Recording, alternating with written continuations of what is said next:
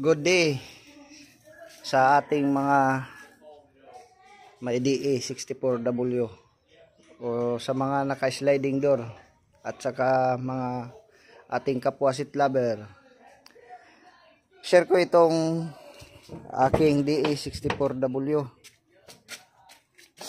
Itong automatic sliding niya.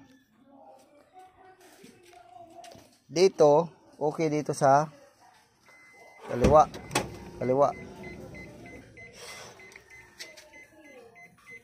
Tapos pag close,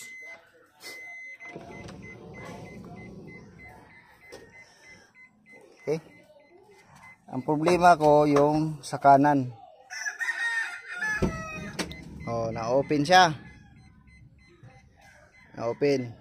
Ang pag close naman problema. Ayaw siya.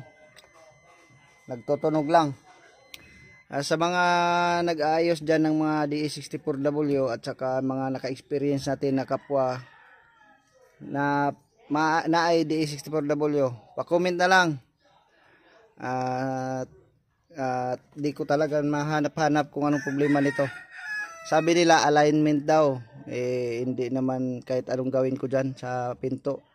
Wala talaga.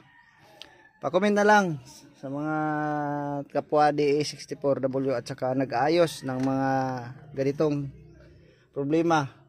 Pa-comment na lang po. Salamat at Happy New Year sa lahat.